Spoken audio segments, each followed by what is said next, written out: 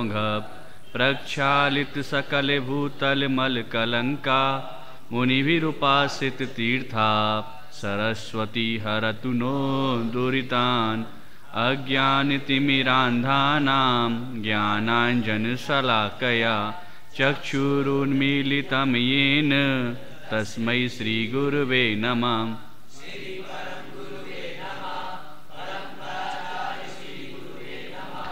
सकल कलुष विध्वंसकं श्रीशां परिवर्धकं धर्म संबंधकं भव्य जीव मनः प्रतिबोधकारकं पुण्य प्रकाशकं पाप प्रणाशकमिदं शास्त्रं श्री तत्वार्थ सूत्र नामधेयम् अस्य मूल ग्रंथ कर्तारा श्री सर्वज्ञ देवास तदुत्तर ग्रंथ कर्तारा श्री गणधर देवास प्रतिगणधर देवास तेषां वचनानुसार मासाद्य आचार्य श्री उमा स्वामी देव विरचितं श्रोतारः सावधानतया शृण्वन्तु।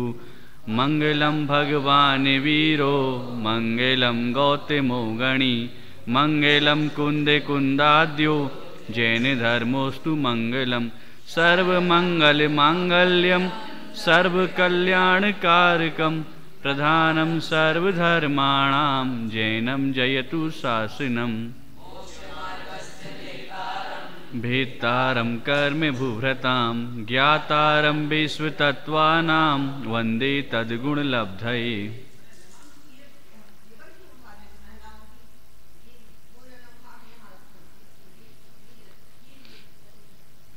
देखिए तत्व सूत्र के 5वें अध्याय के 22 नंबर सूत्र के माध्यम से हमें चर्चा प्रारंभ करनी है। ये जो 22वां सूत्र है मैं बुलवा रहा हूं, आप बोलेंगे। वर्तना परिणाम क्रिया परत्वा परत्वे च कालस्य। वर्तना परिणाम क्रिया परत्वा परत्वे च कालस्य। देखिए आप काल द्रव्य की बात चल रही है कि काल द्रव्य क्या उपकार करता है, तो उसमें कहा वर्तना परिणाम क्रिया परत्व और अपरत्व 5 बातें आई। कौन कौन सी है? पहली वर्तना, दूसरी ये 5 काल द्रव्य के उपकार इस सूत्र में बतलाए जा रहे हैं। क्या होता है वर्तना? ये जरा 1 मिनट पहले आप दूसरी बात समझ लीजिए, वो आगे भी काम में आएगी। कि जो उत्पाद व्यय द्रव्य होता है ना, तो उत्पाद व्यय और द्रव्य में जो पूर्व पर्याय है वो पूर्व पर्याय व्यय होकर के नवीन पर्याय हुई, उत्पन्न हुई। पूर्व पर्याय का व्यय हुआ, नवीन पर्याय की उत्पत्ति हुई। तो इसमें ये जो वर्तना की बात है ना, वर्तना और परिणाम, द्रव्य किस किस से मिलके बनाए? तो द्रव्य में गुण भी है और द्रव्य में पर्याय भी है, दोनों चीजें हैं। द्रव्य और गुण दोनों द्रव्य में समाहित हैं।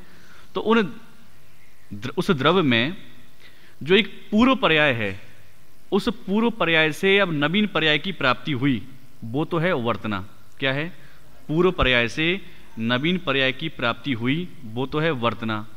और उसी ही समय गुण भी और पर्याय भी, वो सब क्या है? स्थिर हैं, उनमें कोई परिवर्तन नहीं हुआ।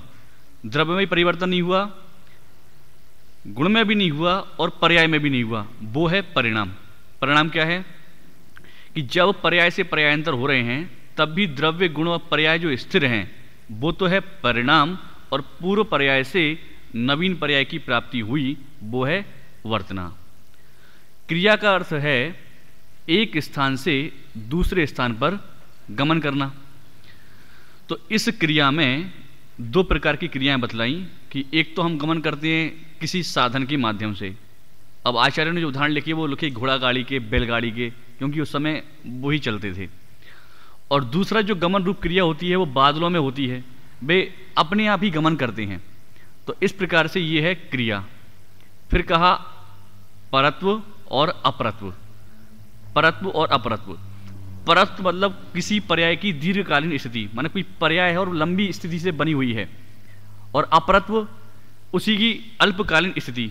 तो ये जो कथन होगा ना अल्पकालीन और दीर्घकालीन, ये सापेक्ष होगा। जैसे आप 2 विद्यार्थी यहाँ बैठे हुए हैं, तो कोई बड़ा है और कोई छोटा है, तो जो बड़ा है उसकी दीर्घकालीन स्थिति, जो छोटा है वो अल्पकालीन स्थिति, तो बड़ा परत्व, छोटा अपरत्व। तो जो परत्व और अपरत्व है इसमें सापेक्ष कथन होगा। ये जो काल है, इस काल के दो भेद होते हैं, व्यवहार काल और निश्चय काल। तो ये जो वर्तना है, इस वर्तना को तो निश्चय काल में लिया और बाकी के परिणाम, क्रिया, परत्व, अपरत्व, इनको व्यवहार काल में लिया हुआ है। ये व्यवहार काल में ये जो आपने काल के भेद सुने हैं ना, समय, घंटा, दिन, महीने, बरस, जो सब भी हैं, तो ये सब भी व्यवहार काल के अंतर्गत लिए जाते हैं, ये व्यवहार काल में गिने जाते हैं। तो ये सूत्र का कल भी थोड़ा सा अर्थ किया था और आज किया पूरा, कि वर्तना, परिणाम, क्रिया, परत्व और अपरत्व, ये काल द्रव्य के उपकार की बात इसमें कही गई है। अब आप अगला सूत्र देखिए जरा। अगले सूत्र में बताया जा रहा है, सूत्र बोलेंगे आप मेरे बाद में, स्पर्श, रस, गंध, वर्णवंतः, पुद्गलाः। स्पर्श, रस, गंध, वर्णवंतः, पुद्गलाः। पुद्गल कैसा है, नीचे अर्थ देखिए आप, कि पुद्गल द्रव्य स्पर्श, रस, गंध और वर्ण वाला है। पुद्गल में ये चार वस्तुएं हैं, स्पर्श है, रस है, गंध है और वर्ण है। अभी स्पर्श क्या है, कि जो स्पर्शन इंद्रिय के माध्यम से छू करके जाना जाता है, उसे पुद्गल का स्पर्श गुण कहते हैं। स्पर्शन इंद्रिय के माध्यम से छू करके जो जानने रूप ज्ञान हुआ, उसे क्या कहेंगे, स्पर्श कहेंगे। वह स्पर्श कितने प्रकार का होता है, 8 प्रकार का होता है। नाम भी आपको मालूम होंगे, कौन कौन से हैं, पहला, दूसरा, तीसरा, चौथा, पांचवा, छठवां, सातवां, आठवां। तो ये 8 प्रकार के जो भेद हैं, ये 8 प्रकार के भेद किस गुण के हैं, तो स्पर्श गुण के हैं। 8 प्रकार के भेद स्पर्श गुण के हैं। ऐसे ही, लेकिन अब ये जो स्पर्श है ना, नीचे देखिए आप क्या लिखा हुआ है, कि स्पर्श के इन 8 प्रकारों को हम निम्नांकित 4 युगलों में भी प्रस्तुत कर सकते हैं: रूखा चिकना, शीत उष्ण, कोमल कठोर और हल्का भारी। जो रसना इंद्रिय के माध्यम से चख कर जाना जाता है, उसे पुद्गल द्रव्य का रस गुण कहते हैं। किसके माध्यम से जाना जाता है, रसना इंद्रिय के माध्यम से चख करके उसे पुद्गल द्रव्य का क्या, कौन सा गुण कहते हैं, रस गुण कहते हैं। इसके 5 भेद होते हैं, पहला, दूसरा, तीसरा, चौथा और पांचवा। ये तो आपने याद किए होंगे, पांचों जो ये सब गुण जो हैं, ये आपने पहले भी याद किए हुए हैं। ऐसी जो घ्राण इंद्रिय के माध्यम से सूंघ करके जाना जाता है, उसे पुद्गल का गंध गुण कहते हैं, और वह 2 प्रकार की होती है, एक सुगंध और दूसरी दुर्गंध। चक्षु इंद्रिय के माध्यम से जो देखा जाता है, वो वर्ण है, और वर्ण कितने प्रकार का होता है, 5 प्रकार का होता है: काला, नीला, पीला, लाल, सफ़ेद। इस प्रकार से ये जो पुद्गल द्रव्य है, उस पुद्गल द्रव्य के 4 और विस्तार से 20 प्रकार का है। 4 प्रकार कौन कौन से हैं पुद्गल द्रव्य के, और 20 कौन से होंगे, कि इनके जो अपन और भेद कर दें, वो क्या कहलाएंगे, 20 टोटल प्रकार कहलाएंगे। 20 में जो पहला है स्पर्श, उसके कितने लेना, 8। दूसरे रस के कितने लेना, तो कितने हो गए, 13। तीसरे घ्राण के कितने लेना, तो कितने हो गए, 15। और चौथे वर्ण के 5 लेना, तो कितने हो गए, 20। तो इस प्रकार से संक्षेप में 4 और विस्तार से 20 पुद्गल द्रव्य के क्या कहे जाते हैं, गुण कहलाते हैं। पुद्गल द्रव्य के अब जो गुण हैं, ये तो हमने देख लिए, ये आपको पहले से ज्ञात था, इसलिए मैंने और विस्तार चर्चा नहीं करी इसकी। अब जो पुद्गल द्रव्य है, उस पुद्गल द्रव्य की पर्याय देखते हैं हम। देखिए आप जरा अगला सूत्र, 24 नंबर सूत्र। शब्द सूत्र बोलेंगे आप मेरे बाद में: शब्द, बंध, सौक्ष्म्य, स्थौल्य, संस्थान, भेद, तमः, छाया, आताप, उद्योतबन्तश्च, आताप उद्योतबन्तश्च, शब्द, बंध, सूक्ष्म, स्थौल्य, संस्थान, भेद, तमस, छाया, तपोद्योत बंतस्य, तो वो आता पे पूरा, ठीक है ना। अब देखिए आप नीचे इसका अर्थ लिखा हुआ है कि पुद्गल द्रव्य शब्द बंध सूक्ष्मपना स्थूलपना संस्थान भेद तम छाया आतप और उद्योत इन पर्यायों वाला है। तात्पर्य यह है कि ये सब पुद्गल द्रव्य की पर्याय हैं। अब देखिए हम इनकी चर्चा करते हैं कि शब्द किसे कहते हैं, बंध किसे कहते हैं। तो देखिए हम नीचे देखते हैं, शब्द दो प्रकार के होते हैं, भाषा रूप और अभाषा रूप। शब्द जो है वो शब्द दो प्रकार के, एक भाषा रूप और दूसरे अभाषा रूप। अब भाषा रूप शब्द भी दो प्रकार के होते हैं, एक अक्षर रूप और दूसरे अनक्षर रूप, ठीक है। अब उसमें अक्षर रूप क्या है कि मनुष्यों के व्यवहार में आने वाली अनेक बोलियां अक्षर रूप भाषात्मक शब्द हैं। ये तो हम समझते ही हैं, जो हम बोलते हैं वो सब अक्षर हैं, कोई ना कोई सी भाषा है, तो वो अक्षर रूप भाषात्मक शब्द हैं। और अनक्षर रूप भाषात्मक शब्द कौन से हैं कि पशु पक्षियों या फिर जो अन्य भी जानवर आदि हैं, पशु हैं, उनकी जो बोली है, उनकी जो भाषा है, उसे क्या कहेंगे, अनक्षर शब्द रूप भाषा। अब गाय का एक पर्टिकुलर फिक्स है कि गाय रंभाएगी, घोड़ा हिन नहाएगा, तो ये जो हैं ये कैसे कहलाएंगे, अनक्षर भाषा रूप शब्द कहलाएंगे। शब्द के कितने भेद का इसमें, शब्द के कितने भेद का ही, पहला और दूसरा। फिर भाषात्मक के कितने भेद, कौन कौन से, अक्षर रूप और अनक्षर रूप, ठीक है, इतना याद हुआ। अगला है अभाषा रूप शब्द। ये अभाषा रूप शब्द भी दो प्रकार के, एक प्रायोगिक और दूसरा वैश्रसिक। और वैश्रसिक शब्द अभी बीच में और भी आएगा। वैश्रसिक इसका अर्थ होता है स्वाभाविक, ठीक है, स्वभाव से जो है वो कहलाता है वैश्रसिक। अब जो पुरुष के प्रयत्न से पैदा होते हैं उन्हें प्रायोगिक अभाषा रूप शब्द कहते हैं। देखो बात चल रही है अभाषा की, और प्रायोगिक मतलब जो प्रयत्न पूर्वक उत्पन्न किए जाते हैं। तो कैसे उत्पन्न होते हैं, तो इसके बारे में और विस्तार में आता है। तत् अतत् वितत् ये सब प्रायोगिक अभाषा रूप शब्द हैं। अभी तत् वितत् अतत् वगैरह क्या होता है, चार प्रकार के होते हैं। तो ये जो ढोलक होती है, एक उसकी आवाज़, एक मजीरे की आवाज़, ये जो सब अलग अलग वाद्य यंत्रों की आवाज़ें हैं, ये वाद्य यंत्रों की आवाज़ ये कहलाती है प्रायोगिक अभाषा रूप शब्द। क्यों कहलाती है, क्योंकि ये पुरुषों के माध्यम से तो उत्पन्न की जाती है। प्रायोगिक अभाषा रूप जो शब्द हैं वो पुरुषों के माध्यम से उत्पन्न की, इसलिए प्रायोगिक हैं। क्योंकि इनकी कोई अपनी भाषा नहीं है तो वो अभाषा है, और फिर भी शब्द तो यहीं आखिर कर सुनाई दे रहे हैं हमें, तो वो शब्द हैं। तो प्रायोगिक अभाषा रूप शब्द वे शब्द हैं जो पुरुषों के माध्यम से विभिन्न प्रकार के वाद्य यंत्रों को बजाने के माध्यम से उत्पन्न होते हैं, ठीक है। और इसके बाद अगला है जो बिना पुरुष के प्रयत्न के मेघ आदि की गर्जना से उत्पन्न होते हैं उन्हें वैश्रसिक अर्थात स्वाभाविक अभाषा रूप शब्द कहते हैं। ये बादल गरजते हैं, इसकी आवाज़ आती है, तो बादल गरजने की आवाज़ किसी ने उत्पन्न की क्या, किसी ने पैदा की क्या, नहीं की, स्वभाव से ही वैसा उसमें वो होता है और वो आवाज़ आती है। तो आवाज़ आती है तो है तो शब्द, तो उसकी कोई भाषा समझ में आती है, हमें नहीं आती है, तो वो हो गया अभाषा। आवाज़ आती इसलिए क्या है, शब्द है, भाषा समझ में नहीं आती इसलिए क्या हो गया, अभाषा। और किसी ने उत्पन्न भी नहीं किए, स्वभाव से ही उत्पन्न हो रहे हैं, तो क्या है, वैश्रसिक, ठीक है। किसी ने उत्पन्न नहीं किए, स्वभाव से उत्पन्न हो रहे हैं, इसलिए हैं वैश्रसिक। फिर से इसी की चर्चा करता हूँ मैं। सबसे पहली बात कही शब्द की, ये पुद्गल द्रव्य की पर्यायों की चर्चा कर रहे हैं। तो पुद्गल द्रव्य की पर्यायों में सबसे पहली पर्याय है शब्द। और शब्द कितने प्रकार के, या दो प्रकार के, पहला है भाषा रूप और दूसरा है अभाषा रूप। फिर भाषा रूप के भी कितने भेद, दो भेद, पहला कौन सा है, अक्षर रूप, और दूसरा कौन सा है, तो जो मनुष्यों की बोली है वो कौन सी में कहलाएगी, और जो त्रियंजों की वो किसमें लिया, अनक्षर रूप।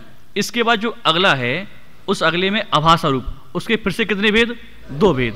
पहला भेद कौन सा, प्रायोगिक। प्रायोगिक में कौन सा, कि जो पुरुषों के माध्यम से उत्पन्न किया जाता है, जो पुरुषों के माध्यम से उत्पन्न किया जाता है, ऐसे वाद्यंत्र आदि जो हैं वे किस में जाएंगे, प्रायोगिक अभाषा रूप शब्द। और दूसरा कौन सा इसका भेद है, वैश्रसिक, तो वे कौन से हैं कि जिसमें पुरुषों के भी माध्यम नहीं है, जिसमें पुरुषों का भी कुछ माध्यम नहीं है, पुरुषों के माध्यम से उत्पन्न नहीं हुए हैं, स्वभाव से ही उत्पन्न हुए हैं, ऐसी मेघ गर्जना आदि होना, ये क्या है? वैश्रसिक आभासा रूप शब्द हैं। शब्द समझ में आ गया आपको? शब्द समझ में आ गया। तो दूसरा क्या भेद है इस पुद्गल की पर्याय का? दूसरा क्या भेद है? बंध। अब देखिए आप, बंध भी दो प्रकार का होता है, एक वैश्रसिक और दूसरा प्रायोगिक। जो बंध बिना पुरुषों के प्रयत्न के स्वयं होता है उसे वैश्रसिक बंध कहते हैं। जो बंध, अभी वैश्रसिक में क्या लेना कि जिसमें पुरुष जो हैं वे माध्यम ना हो, ठीक है ना, स्वाभाविक हो जो, तो जो बंध बिना पुरुषों के प्रयत्न के स्वयं होता है उसे वैश्रसिक बंध कहते हैं। जैसे पुद्गलों के स्निग्ध और रुक्ष गुण के निमित्त से स्वयं ही बादल, बिजली और इंद्रधनुष वगैरह बन जाते हैं। ये बरसात के दिनों में आपने इंद्रधनुष बनते हुए देखा होगा। ये बादल तो आजकल वैसे हो ही रहे हैं, तो ये जो बादल बन रहे हैं, बिजली चमक रही है, इंद्रधनुष बन रहा है, इसे कौन बनाता है? कोई बनाने वाला है क्या इसको? नहीं है, स्वभाव से बन जाते हैं। तो ये जो स्वभाव से बंद हो जाता है, अभी वो बंद किस में हो रहा है कि वे सब पुद्गल के परमाणुओं में हो रहा है। तो उन पुद्गल के परमाणुओं में जो स्वभाव से बंद हो रहा है उसे क्या कहा? वैश्रसिक बंध कहा। और प्रायोगिक बंध किसे कहते हैं कि पुरुष के प्रयत्न से होने वाला बंध प्रायोगिक बंध है। पुरुष के प्रयत्न से होने वाला बंध वो क्या है? प्रायोगिक बंध है। इसके भी दो भेद होते हैं, एक आजीविका बंध, जैसे लकड़ी और लाख का बंध। लकड़ी और लाख ये परस्पर में चिपक जाती है, इनमें बंद हो जाता है। और दूसरा लिखा, ये तो अजीव संबंधी बंध था, और दूसरा लिखा जीव और अजीव का बंध, जैसे आत्मा से कर्म और नोकर्म का बंध। तो कर्म और नोकर्म के बंध में पुरुष के परिणामादिक निमित्त हैं, इसलिए वो बंध हुआ। तो उस बंध को कौन से बंध में लिया? प्रायोगिक बंध में लिया हुआ है, जीव और अजीव तत्व संबंधी बंध में। ठीक है, फिर से दूसरी जो पर्याय है पुद्गल की वो कौन सी है? दूसरी पर्याय कौन सी है? बंध है। उस बंध के कितने भेद हैं? दो भेद हैं। पहला कौन सा है? वैश्रसिक, और दूसरा कौन सा है? प्रायोगिक। वैश्रसिक बंध में किसको लिया कि जो बिजली है, इंद्रधनुष है, ये पुद्गल के परमाणु अपने आप ही मिलकर के बन गए, उसे किसमें लिया? वैश्रसिक बंध में लिया। और उसके बाद में प्रायोगिक में दो भेद किए, एक अजीव संबंधी, एक जीव संबंधी। तो अजीव में लिया लाख और उसका लकड़ी का, और जीव में किसको लिया? आत्मा और कर्म और नो कर्म का बंध होना, उसे जीव संबंधी, जीव और अजीव संबंधी बंध में लिया। अगला क्या है इसमें भेद? सूक्ष्मपना। तो सूक्ष्मपना भी कितने प्रकार का? दो प्रकार का। देखिए आप जरा, सूक्ष्मपना दो प्रकार का है। एक सबसे सूक्ष्म, जैसे परमाणु। तो जो परमाणु होता है वो सबसे सूक्ष्म है, तो एक तो उसको सूक्ष्म ले लिया, और दूसरा आपेक्षिक सूक्ष्म, जैसे सेव से सूक्ष्म आंवला और आंवले से सूक्ष्म बेर। तो ये आपेक्षिक सूक्ष्म है, माने बड़े की अपेक्षा दूसरा छोटा, उसकी अपेक्षा दूसरा छोटा, वो छोटे छोटे को सूक्ष्म में लिया, तो वो अपेक्षा के कारण से छोटा है, वो छोटा नहीं है। आपेक्षिक सूक्ष्म में क्या है कि अपेक्षा के कारण से वो सूक्ष्म है, वास्तव में वो वैसा नहीं है। जैसे क्या कहा कि सेव है, उस सेव की अपेक्षा जो आंवला है वो कैसा होता है? सूक्ष्म होता है। आंवले की अपेक्षा क्या है? बेर सूक्ष्म होता है। तो ये तो हो गया आपेक्षिक में। और जो सूक्ष्म ही है तो वो क्या है कि परमाणु है। और ऐसे ही स्थूलपना भी दो प्रकार का, कि एक तो जो वास्तव में स्थूल ही है और दूसरा जो अपेक्षाओं के कारण से स्थूल है। तो देखिए आप, एक तो सबसे अधिक स्थूल, जैसे समस्त जगत में व्याप्त महास्कंद। एक महास्कंद है, वो समस्त जगत में व्याप्त है। और दूसरा क्या कहा कि आपेक्षिक स्थूल, जैसे अभी जो ऊपर उदाहरण दिया था ना, आपेक्षिक सूक्ष्म है, उसको विपरीत कर लो कि जैसे बेर से स्थूल आंवला और आंवले से स्थूल सेव। तो इस प्रकार से ये आपेक्षिक स्थूल, तो जो आपेक्षिक स्थूल है उसकी अपेक्षा वो बड़ी वस्तु जो स्थूल है ना, तो पहले वाली वस्तु उसी की अपेक्षा आपेक्षिक सूक्ष्म भी कहलाएगी। चीज़ समझ में आई? जो वस्तु किसी की अपेक्षा बड़ी है, जो वस्तु किसी की अपेक्षा बड़ी है, तो जिसकी अपेक्षा बड़ी है तो जिस वस्तु से उसकी तुलना कर रहे हैं ना, वो वस्तु उसकी अपेक्षा छोटी कहलाएगी। ठीक है, तो इस प्रकार से आपेक्षिक सूक्ष्म और आपेक्षिक स्थूल समझना चाहिए। इसके बाद अगला कौन सा है? अगला कौन सा है? संस्थान। संस्थान का अर्थ होता है आकार। संस्थान का अर्थ होता है आकार। संस्थान यानी आकार भी दो तरह का है, इत्थम लक्षण संस्थान और अनित्थम लक्षण संस्थान। जैसे गोल, चौकोर, लंबा, चौड़ा आदि आकारों को इत्थम लक्षण संस्थान कहते हैं, क्योंकि उन्हें कहा जा सकता है कोई वस्तु है, ये कैसी है? टेबल चौकोर है। कोई वस्तु गोल है तो उसे हम कह सकते हैं कि ये आपका पेन पकड़े हुए, तो आप कैसा है कि गोल है, लंबा है, वैसे गोल है ना, तो ये हम कह सकते हैं उसका आकार कैसा है। तो जिसका आकार कहने में आ सके, माने आकार को हम कह सकते हो, वो तो क्या है? इत्थम लक्षण संस्थान। संस्थान मतलब आकार, इत्थम लक्षण मतलब जिस आकार को हम कह सकते हो वो है इत्थम लक्षण संस्थान। और अनित्थम लक्षण संस्थान दूसरा, उसका क्या अर्थ होगा कि जिस आकार को कह सकना शक्य ना हो, जिस आकार को कहा नहीं जा सकता हो, उसे क्या कहेंगे? अनित्थम लक्षण संस्थान। जैसे बादलों में अनेक प्रकार के आकार बनते बिगड़ते हैं। बादल देखिए हमने, तो बादलों के आकार बने, बादलों के आकार बिगड़ गए। जब बादल उड़ते रहते हैं आपने देखा होगा, तो कुछ आकार क्या है उनका हम आकार नहीं कह सकते हैं। तो ये जो बादल आदि का आकार है, जिस आकार को हम नहीं कह सकते कि ये गोल है, चौकोर है, कैसा है, तो उसको क्या कहेंगे? अनित्थम लक्षण संस्थान कहेंगे। संस्थान का मतलब क्या है? संस्थान का मतलब क्या है? तो इत्थम लक्षण संस्थान मतलब क्या हुआ? जिसका आकार कहा जा सके। और अनित्थम लक्षण संस्थान मतलब क्या हुआ? जिसका आकार नहीं कहा जा सके, वो है अनित्थम लक्षण संस्थान। इसके बाद अगला भेद कौन सा है? अगला जो पर्याय है वो कौन सी है? भेद है। देखिए आप, ये जो भेद है, ये भेद 6 प्रकार का होता है। उत्कर, चूर्ण, खंड, चूर्णिका, प्रतर और अणुचटन। देखिए आप, उत्कर किसे कहते हैं? कि आरा से लकड़ी चीरने पर जो बुरादा निकलता है, आरा जो होता है, लकड़ी वगैरह आपने चीरते हुए देखा होगा, तो जो बाद में बुरादा निकलता है, उस बुरादे को क्या कहते हैं? उत्कर। भेद मतलब क्या? कि उसके हिस्से करने पर जो हुआ, किसी भी वस्तु के उसको और हिस्से किए जाएं उसमें और भाग किए जाएं उस वस्तु के, तो जो प्राप्त होता है उसे कहेंगे भेद। तो लकड़ी को भाग किए तो जो बूरा प्राप्त हुआ, चूर्ण प्राप्त हुआ, उसको क्या कहा? बुरादे को क्या कहा? उत्कर कहा। ठीक है। अगला है चूर्ण।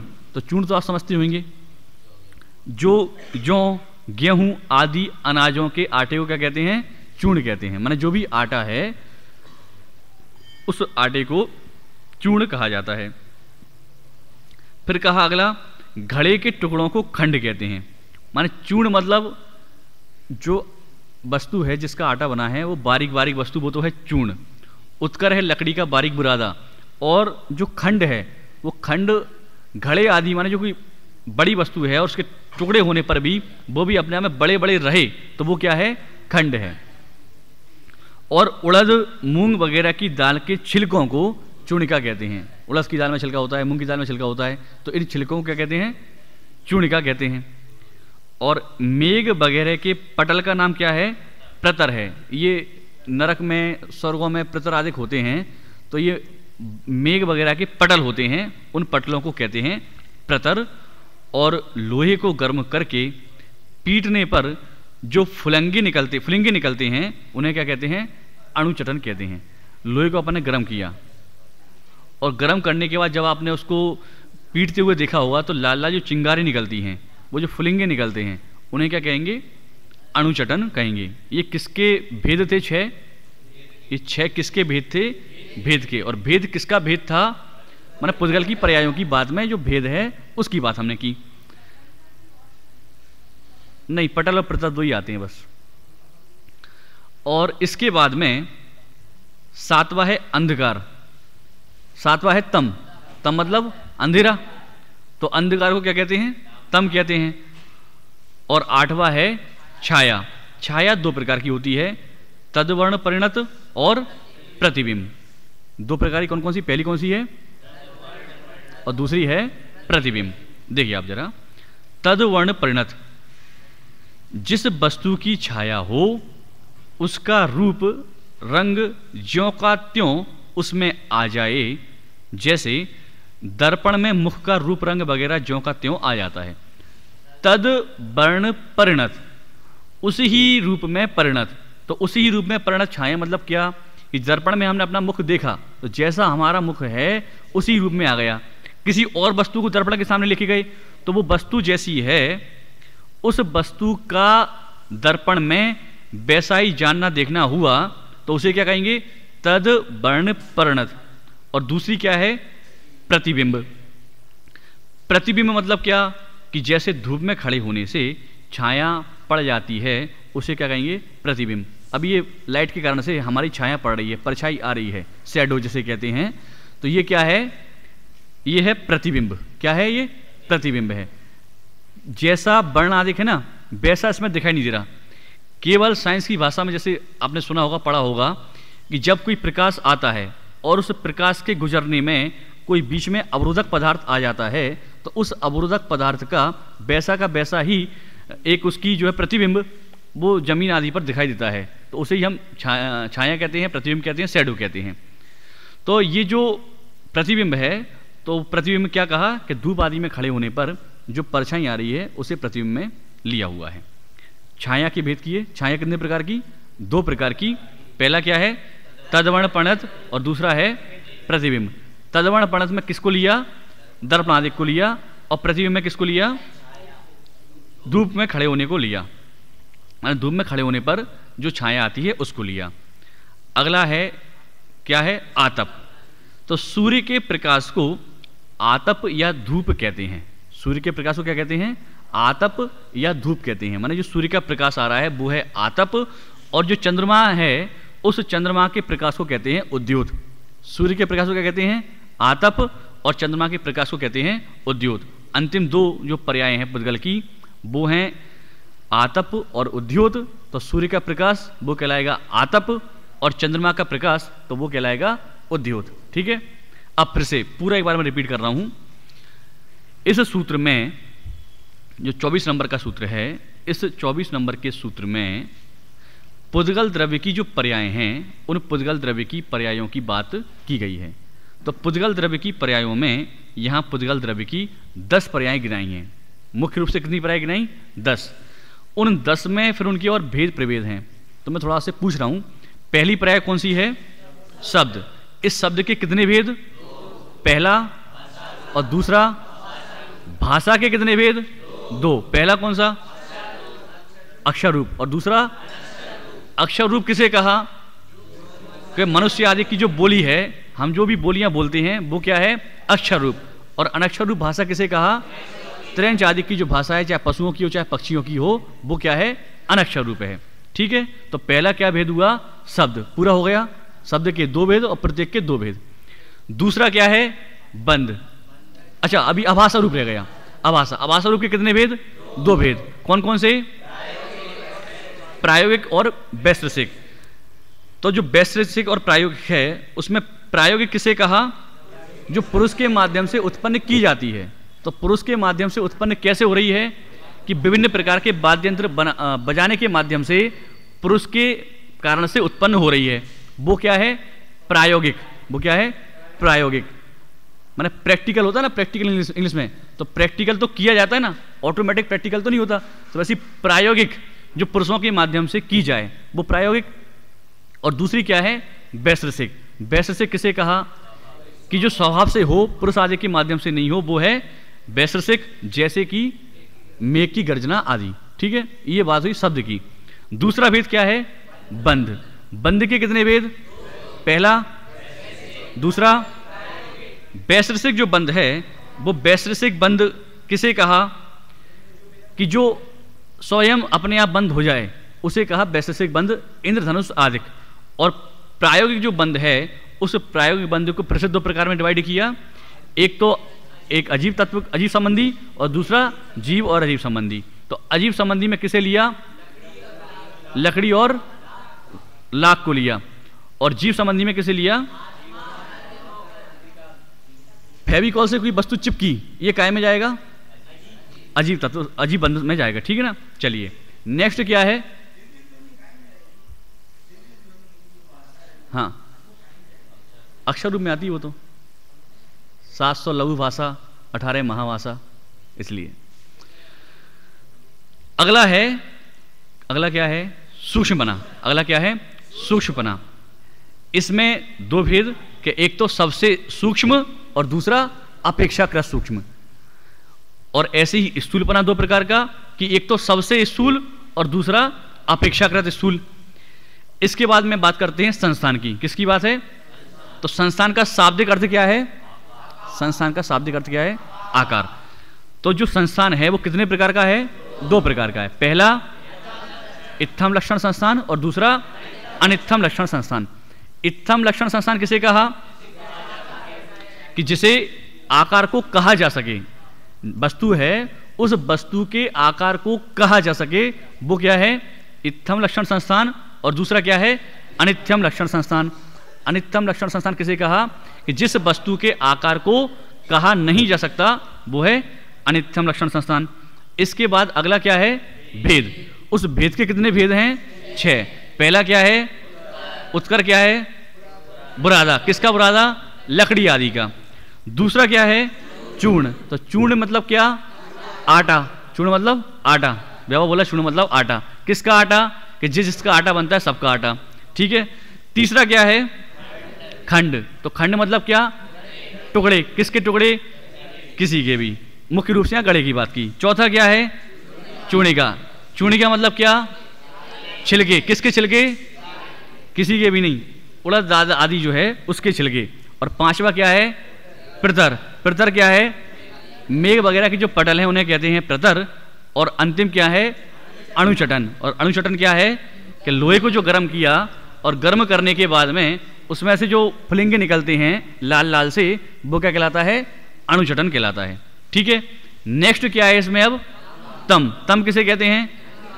ये तो पर्यायवाची जैसे हो गए। तम मतलब क्या? अंधेरा। अगला क्या है? छाया। छाया कितने प्रकार की? दो प्रकार की। पहला क्या है और दूसरा क्या है? तो तदवर्ण प्रणत क्या है? कि जो दर्पण में छाया दिख रही है वो है तदवर्ण प्रणत, जिसमें वर्ण आदि वैसे के वैसे दिखाई दे रहे हैं जैसे सामने वाली वस्तु के हैं, और जिसमें वर्ण आदि वैसे दिखाई नहीं दें जैसे वस्तु के हैं, फिर भी छाया पड़े तो उसे क्या कहते हैं? प्रतिबिंब कहते हैं। प्रकाश के बीच में किसी वस्तु के आने पर जो परछाई पड़ती है उसे प्रतिबिंब कहते हैं। और अगला क्या है? आतप। और अंतिम क्या है? उद्योत। तो आतप क्या है? सूर्य का प्रकाश। और उद्योत क्या है? चंद्रमा का प्रकाश। ठीक है, इतना याद हुआ। सूर्य का प्रकाश वो क्या है? आतप। और चंद्रमा का प्रकाश क्या है? उद्योत। तो इस प्रकार से ये पुद्गल द्रव्य की जो पर्याय हैं उन पर्यायों की बात की। अब बात करते हैं पुद्गलों के भेद के, कि पुद्गल कितने प्रकार के होते हैं। तो सूत्र है अणवः स्कंदाश्च। अणवः स्कंदाश्च। कि जो पुद्गल है वो पुद्गल दो प्रकार का होता है, एक तो अणु और दूसरा परमाणु। कौन बोला परमाणु? एक तो अणु और मैंने कहा दूसरा बोले परमाणु। परमाणु नहीं, स्कंद। अणु और परमाणु एक ही चीज है। अणु और परमाणु अलग अलग नहीं है, वो ही अणु हैं और वो ही परमाणु हैं। तो एक पुद्गल का भेद है अणु और दूसरा भेद है स्कंद। ठीक है, पहला भेद क्या है और दूसरा भेद क्या है? स्कंद। अब नीचे देखो क्या लिखा हुआ है, अणु या परमाणु। इसका मतलब क्या हुआ कि जो अणु है वही परमाणु है, जो परमाणु है वही अणु है, माने कोई अलग अलग वस्तु नहीं है। तो पुद्गल के सबसे छोटे से छोटे भाग को अणु या परमाणु कहते हैं। यह परमाणु ही मूलतः पुद्गल द्रव्य है। यह एक प्रदेशी ही होता है। एक प्रदेशी अणु को अप्रदेशी भी कहते हैं। ये एक प्रदेशी होता है। ये बात हमने कौन से सूत्र में देखी थी? कौन से सूत्र में देखी थी? नाड़ो। इसका हमने क्या देखा था कि जो अणु हैं वो अणु नहीं है। तो क्या नहीं है? संख्यात प्रदेशी नहीं है, असंख्यात प्रदेशी नहीं है, अनंत प्रदेशी नहीं है। तो जब संख्यात भी नहीं है, असंख्यात भी नहीं है, अनंत भी नहीं है, तो फिर क्या बचा? कि अप्रदेशी बचा। क्या बचा? जिसके संख्यात प्रदेश नहीं, असंख्यात नहीं, अनंत नहीं, वो बचा अप्रदेशी। तो चाहे तो अप्रदेशी कहें या फिर एक प्रदेशी कहें तो जो पुद्गल है उस पुद्गल का जो परमाणु है वह परमाणु ही एक प्रदेशी है और अप्रदेशी भी उसको कहते हैं, और यही वास्तव में द्रव्य है। इसके बाद नीचे देखिए स्कंद। अनेक पुद्गल परमाणुओं के पिंड को स्कंद कहते हैं। ये स्कंद एक से अधिक अर्थात 2 परमाणुओं से लेकर अनंत परमाणुओं के होते हैं। पुद्गल क्या कि स्वतंत्र एक परमाणु, जो स्वतंत्र एक परमाणु है वो तो है अणु या परमाणु, माने पुद्गल का सबसे आखिरी भेद वो है अणु या परमाणु। और माने परमाणु क्या है कि जिस पुद्गल स्कंद के भेद करते जाएं, अब जो आखिरी भेद आया कि जिसका और भेद नहीं किया जा सकता हो उसे क्या कहेंगे? परमाणु कहेंगे। अब वो जो परमाणु है उस परमाणु में क्या किया? स्कंद बनाने हैं, तो उस स्कंद परमाणु में एक स्कंद एक से अधिक 2 परमाणुओं से लेकर अनंत परमाणुओं के होते हैं। 2 परमाणुओं को मिलाया, एक परमाणु दूसरा परमाणु स्वतंत्र, दोनों को मिला दिया, अब क्या बन गया? स्कंद। 2 प्रदेश का स्कंद बन गया। इधर 4 परमाणुओं को मिलाया, उधर भी परमाणु नहीं बचे, 4 तो स्कंद ही हो गए। 4 स्कंद में एक परमाणु को मिलाया तो अब वो 5 प्रदेश का क्या बन गया? स्कंद बन गया। तो ऐसे ही परमाणु तो चूंकि एक ही है, स्कंद तो 2 से स्टार्ट हो गए, तो 2 से अधिक कितने भी स्कंद हैं उन्हें आपस में मिलाते जाएं। 2 से अधिक कितने भी स्कंद हैं उन्हें आपस में मिलाते जाएं तो क्या होगा कि नवीन नवीन स्कंद की उत्पत्ति होती जाएगी। क्या होगा? नए नए स्कंद की उत्पत्ति होती जाएगी। अभी मान लो एग्जाम्पल दे रहा हूं मैं कि 10 परमाणुओं का एक स्कंद है, 10 तो उसमें सेपरेट परमाणु है और मिला के एक स्कंद बन गया। इधर दूसरा 10 परमाणु का एक स्कंद है, तो दोनों को जोड़ा तो अब क्या हुआ? एक स्कंद फिर बन गया। 10 और 10 का जो अभी 20 का हो गया वो भी एक ही स्कंद हो गया। अभी उस 20 में से डिवाइडेशन किया, भेद किए, तो एक में 15 निकाल दिए, एक में 5 निकाल दिए, तो ये क्या कहलाएगा? भेद कहलाएगा। 2 स्कंदों को जोड़ना, 2 स्कंदों को जोड़ना वो क्या कहलाता है? संघात कहलाता है। और 2 स्कंदों को तोड़ना या एक स्कंद को तोड़, 2 स्कंदों को नहीं, एक स्कंद को तोड़ के उसके टुकड़े करना वो क्या कहलाता है? भेद कहलाता है। फिर से 2 स्कंदों को जोड़ें, 2 से अधिक स्कंदों को जोड़ें, वो सब कहलाएगा संघात। ठीक है। और अब जो संघात के माध्यम से हमें पदार्थ की प्राप्ति हुई है उसके चाहे तो हम एक टुकड़ा करें तो 2 भेद हो गए, 10 टुकड़े करें, 50 टुकड़े करें, जब तक कि वो अंतिम परमाणु की स्टेज में नहीं आ जाए तब तक टुकड़े करते जाएं, तो वो सब क्या कहलाएगा? भेद कहलाएगा। और भेद होने पर भी स्कंद की प्राप्ति होगी। भेद होने पर भी स्कंद की प्राप्ति होगी कि नहीं होगी? स्कंद किसका नाम? कि 2 से अधिक परमाणुओं के मिलने का नाम स्कंद। तो जिसमें 20 परमाणु हैं उसका भेद किया, 2 टुकड़े किए, तो 10 एक में हो गए, 10 एक में हुए, तो 10 का जो है वो स्कंद कहलाएगा कि परमाणु कहलाएगा? स्कंद कहलाएगा। 10 का जो एक ग्रुप का है परमाणु का वो क्या कहलाएगा? अभी उसके और 4 टुकड़े किए, तो 4 टुकड़े करने के बाद में एक में 2, एक में 3, एक में 4 ऐसे भी आ गए, तब भी वो क्या कहलाएगा? स्कंद कहलाएगा। तो स्कंद के भेद करें तब भी स्कंद की उत्पत्ति होती है, और स्कंदों को जोड़ें तब भी स्कंदों की उत्पत्ति होती है। स्कंदों के भेद करते जाएं, और जब अंतिम भेद तक पहुंच जाएं कि अब उसका भेद करना संभव नहीं हो, तब क्या आएगा? तब परमाणु आएगा, तब अणु आएगा। नीचे एक परिभाषा लिखी हुई है नियम सार के अनुसार, देखिए जरा एक बार आप। आदि, मध्य और अंत से रहित, इंद्रियों से अग्राह्य और जिसका विभाग करना संभव ना हो, ऐसा अविभागी पुद्गल परमाणु द्रव्य है। द्रव्य क्या है? अविभागी पुद्गल परमाणु है, माने जिसका भेद करना अब संभव नहीं है। उसकी आदि क्या? कि वही, उसका मध्य क्या? कि वही, उसका अंत क्या? वही। आदि मध्य अंत का मतलब क्या? जैसे टेबल है, इसकी आदि क्या? तो या तो हम यहां से कह सकते हैं या यहां से कह सकते हैं। मध्य क्या? तो मध्य तो यहां पे कह सकते हैं। अंत क्या? तो इस कोने को कह सकते हैं अथवा इस कोने को कह सकते हैं। अगर आदि से कहा तो अंत से कह सकते हैं। लेकिन वो जो परमाणु है उस परमाणु में आदि हो, फिर मध्य हो, फिर अंत हो, ऐसा नहीं है। वो ही उसकी आदि है, वही उसका मध्य है और वही उसका अंत है। और वो क्या है? परमाणु है। जिसका आदि, मध्य और अंत एक ही हो वो क्या है? परमाणु है। और 2 परमाणुओं को जोड़ा तो क्या बन गया? 2 परमाणुओं को जोड़ा तो क्या बन गया? स्कंद बन गया। अब उसमें हम कितनी परमाणुओं को जोड़ते जाएं तो क्या बनेगा?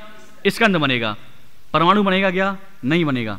कितने ही परमाणुओं को जोड़ते जाएं तो क्या बनेगा, स्कंद बनेगा।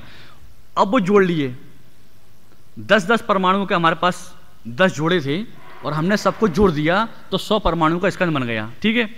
अब हम उसको तोड़ते जाएं तो अभी क्या बनेगा, अब चाहे 10 टुकड़े करके तोड़ लें, चाहे उसके 20 टुकड़े करके तोड़ लें, तब भी वो स्कंद का स्कंद रहेगा। अब वो स्कंद है, अब उस स्कंद को इस लेवल तक तोड़ा जाए कि उसका भेद करना संभव नहीं हो, तब क्या बचेगा, आखिरी परमाणु बचेगा। और यदि वो ही स्कंद जब तक उसके भेद हो रहे हैं तब तक वो क्या कहलाएगा, स्कंद कहलाएगा। स्कंद के जब तक भेद हो रहे हैं तब तक वो क्या कहलाएगा, स्कंद कहलाएगा। तो स्कंद की उत्पत्ति कैसे होती है, प्रश्न ये है कि स्कंद की उत्पत्ति क्या होती है। तो अगले सूत्र में लिखा भेद संघातेभ्यः उत्पद्यन्ते, क्या लिखा, भेद संघातेभ्यः उत्पद्यन्ते, भेद संघातेभ्यः उत्पद्यन्ते। तो भेद नाम किसका, कि विभाग करने का, टुकड़े करने का, और संघात नाम किसका, जोड़ने का। संघात नाम किसका, जोड़ने का, और टुकड़े करने का नाम क्या, भेद। तो जो स्कंद है उस स्कंद की उत्पत्ति कैसे होती है कि स्कंद की उत्पत्ति भेद से भी होती है, संघात से भी होती है, और भेद और संघात से भी होती है। फिर से जो स्कंद है उस स्कंद की उत्पत्ति कैसे होती है, भेद से भी होती है। भेद से कैसे, जो अभी आपको एग्जांपल दिया कि 100 परमाणुओं का एक स्कंद है, उसके भेद किए, तो जब तक वो परमाणु रूप अवस्था को प्राप्त नहीं हुआ तब तक भेद चलेंगे, तो वो सब क्या कहलाएगा, स्कंद कहलाएगा। तो भेद से क्या हुआ, स्कंद की उत्पत्ति हुई। दूसरा लिखा संघात से, तो 10-10 परमाणु का हमारे पास में 10-10 परमाणुओं के स्कंद का ग्रुप है, उनको जोड़ते गए जोड़ते गए जोड़ते गए, तो ये कहलाएगा संघात। संघात मतलब जोड़ना। तो जोड़ने से भी क्या हुआ, स्कंद की उत्पत्ति हुई।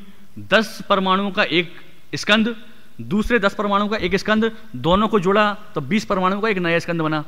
उस 20 में अगर 25 परमाणुओं के स्कंद को और जोड़ा तो एक नया स्कंद बना। तो संघात से भी स्कंद की उत्पत्ति हुई। और बाद में लिखा कि भेद और संघात दोनों से स्कंद की उत्पत्ति होती है। वो कैसे, कि जैसे मान लीजिए कोई परमाणु है, कोई स्कंद है 100 परमाणुओं का, एग्जाम्पल बस दे रहा हूं मैं, कोई स्कंद है 100 परमाणुओं का, उस 100 परमाणुओं के स्कंद में से 50 परमाणु निकाल दिए और 60 उसमें जोड़ दिए।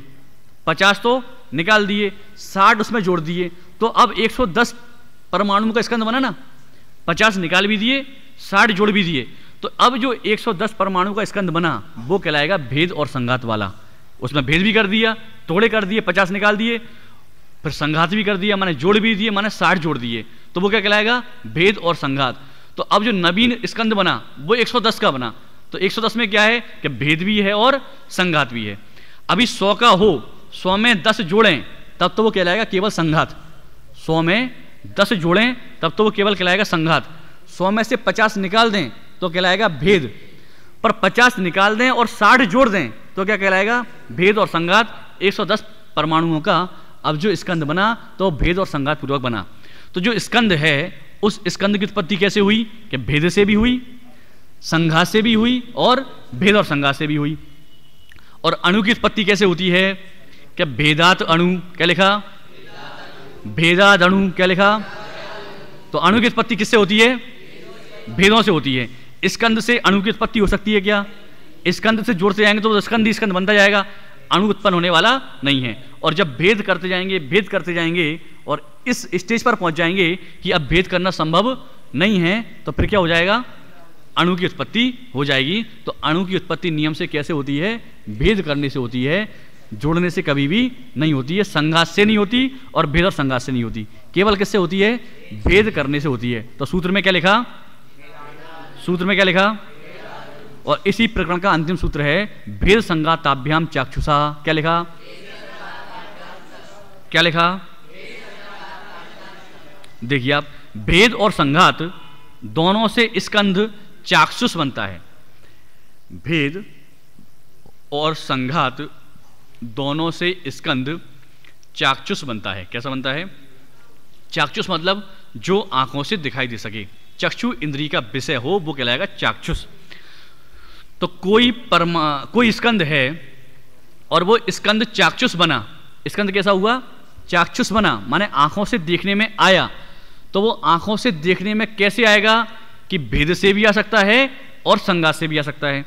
भेद और संघात दोनों से आएगा, ठीक है। अब देखिए जरा नीचे, वस्तु स्थिति यह है कि अनंतानंत परमाणुओं के समुदाय से निष्पन्न होकर भी कोई स्कंद अचाक्षुष होता है और कोई स्कंद चाक्षुष होता है।